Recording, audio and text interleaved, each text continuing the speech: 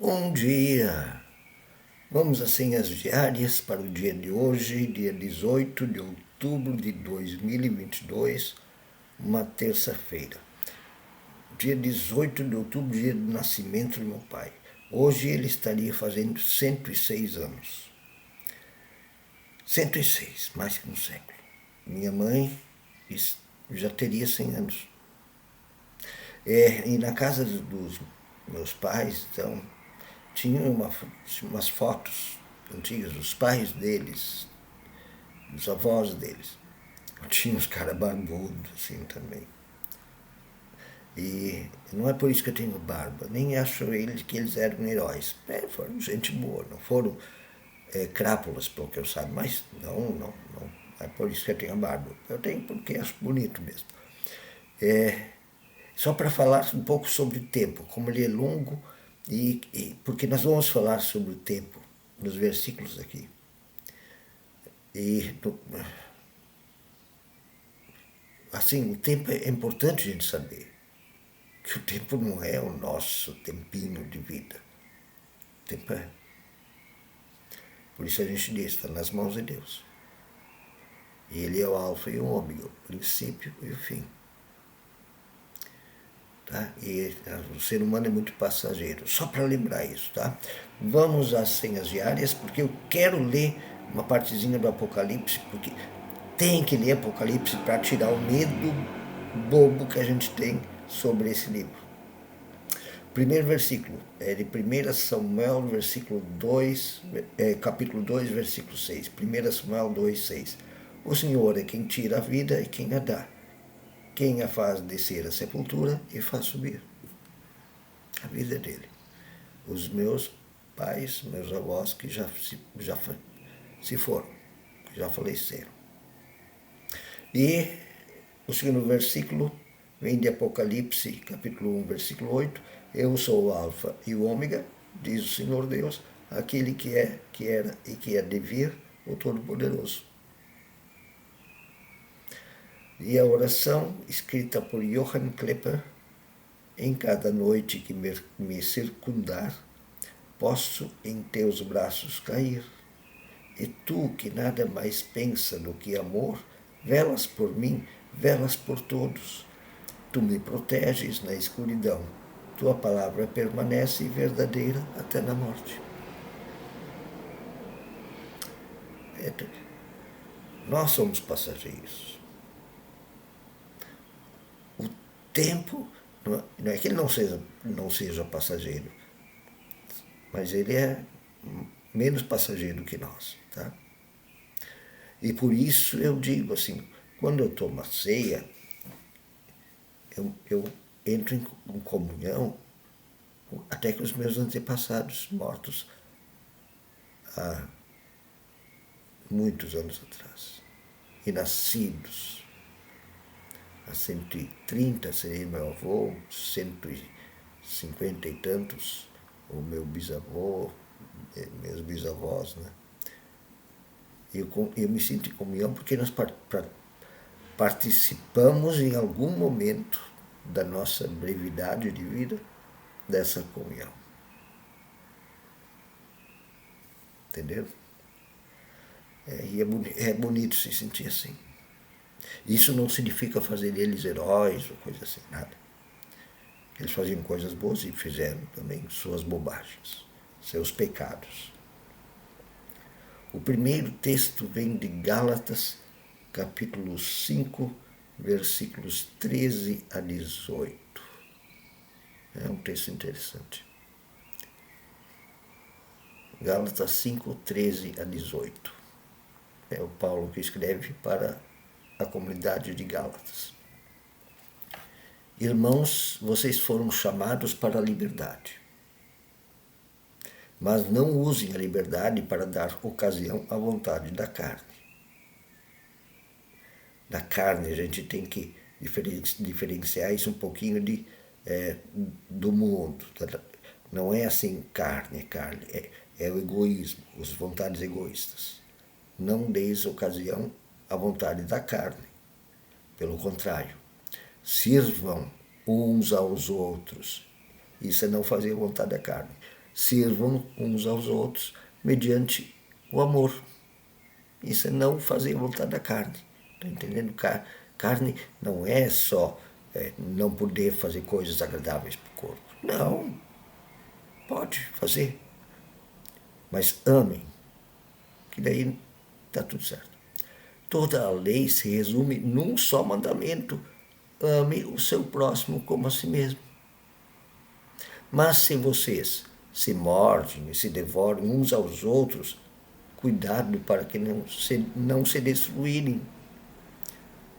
Por isso, porque o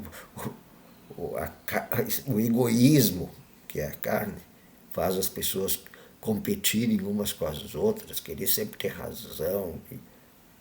Absurdo, né? Por isso digo, vivam pelo Espírito, e de modo nenhum satisfarão os desejos da carne, do egoísmo, pois a carne, o egoísmo, deseja o que é contrário ao Espírito. O Espírito. E o Espírito, o que é contrário à carne. O amor, que é o Espírito, que é o contrário da carne, que é egoísta, que é o egoísmo. Eles estão em conflito um com o outro, de modo que vocês não fazem o que desejam. Mas, se vocês são guiados pelo Espírito, não estão debaixo da lei. Vocês não são prisioneiros de leizinha. Ah, não pode, não pode, não pode. Vocês são livres através do Espírito, que é amor. Um cristão não precisa ser moralista. Ele tem que amar. Quem ama o próximo e a próxima cumpre a lei. Certo? Muito bem. Por isso, como os versículos, esse texto falou sobre liberdade e egoísmo, eu vou dar o título para a reflexão de hoje, para as senhas de hoje. Não percamos nosso tempo, tornando o tempo pequeno, tudo uma angústia. Aí tem que fazer tantas coisas, torna o mundo uma correria, tornando o tempo pequeno e só para o tamanho da nossa existência. Absurdo também. Não aprender nada e não deixar nada para o futuro, para as novas gerações, para o mundo, que é boa criação de Deus. O mundo é boa criação de Deus. Não percamos nosso tempo tornando o tempo pequeno, tornando o amor em egoísmo, os desejos em angústias e não encontrando no simples o pleno. Ah, como é bom comer um pão de milho com manteiga, chimia e nata, com uma taça de café. É um presente de Deus. Curta cada momento desses. Não percamos nosso tempo, tornando o tempo pequeno em cada coisa, o amor em egoísmo, os desejos em angústias e não encontrando no simples o pleno. Não desperdice a sua vida não encontrando essas coisas, como o tempo bonito, não encontrando a felicidade de servir aos outros, não ficando desejando assim, se angustiando por causa dos seus desejos, suas vontades, e não vendo nas coisas simples o que Deus lhe dá. Como a vida é boa, sabe ser boa. E às vezes não, claro. Muito bem, então vamos ler do livro de Apocalipse aqui, um pedaço que eu acho do Apocalipse explica por que ele foi escrito. O Apocalipse é uma carta de esperança escrita por João, não uma carta para botar medo. E não é o João Batista, é outro João. Eu, João, irmão e companheiro de vocês no sofrimento, porque era lá para o ano 100, cento e pouquinho, 70, 80 anos depois de Jesus ter sido crucificado. Os cristãos estão passando por perseguição por parte do Império Romano. Eu, João, irmão e companheiro de vocês no sofrimento, no reino e na perseverança em Jesus, estava na ilha de Patmos por causa da palavra de Deus e do testemunho de Jesus. No dia do Senhor, achei-me no Espírito e eu vi por trás de mim uma voz forte como de trombeta, que dizia: escreva num livro que você vê e envie a estas 7 igrejas: Éfeso, Esmirna, Pérgamo, Tiatira, Sardes, Filadélfia e Laodiceia. O livro do Apocalipse foi escrito para estas cidades, tá? Estas comunidades. Voltei-me para ver quem falava comigo. Voltando-me, vi 7 candelabros de ouro, e entre os candelabros alguém semelhante a um filho de homem. Um candelário era parecido com um homem, com uma veste que chegava a seus pés e um cinturão de ouro ao redor do peito. Sua cabeça e seus cabelos eram brancos como a lã, tão brancos como a neve, e seus olhos como a chama de fogo. Seus pés eram como bronze numa fornalha ardente, e sua voz como um som de muitas águas. Uma figura assim forte, e que tem imagens do passado, de toda a história de Israel. São imagens, tá? Sim, elas querem dizer alguma coisa, que não é aquela imagem, fica imaginando um homem com pé de bronze, não. Tinha em sua mão direita 7 estrelas, e da sua boca saiu uma espada afiada de 2 gumes. Ele é danado. Sua face era como o sol quando brilha em todo o seu fulgor. Quando ouvi cair a seus pés como morto, então ele colocou sua mão direita sobre mim e disse: não tenha medo. Eu sou o primeiro e o último. Eu sou uma pessoa que vê o tempo, que é dono do tempo. Por isso essas imagens. É uma imagem. Sou aquele que vive, estive morto, mas agora estou vivo para todo sempre, e tenho as chaves da morte e do Hades. Hades é o lugar que a gente traduziu para o inferno, que quer dizer o lugar dos mortos. Tá?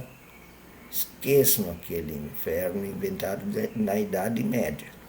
Escreva, pois, as coisas que você viu, tanto as presentes como as que estão por vir. Esse é o mistério. As que estão por vir estão esperando a libertação porque eles estão sofrendo. Esse é o mistério das 7 estrelas. Agora ele vai explicar as 7 estrelas que você viu em minha mão direita e os 7 candelabros. As 7 estrelas são as 7 igrejas e os 7 candelabros são...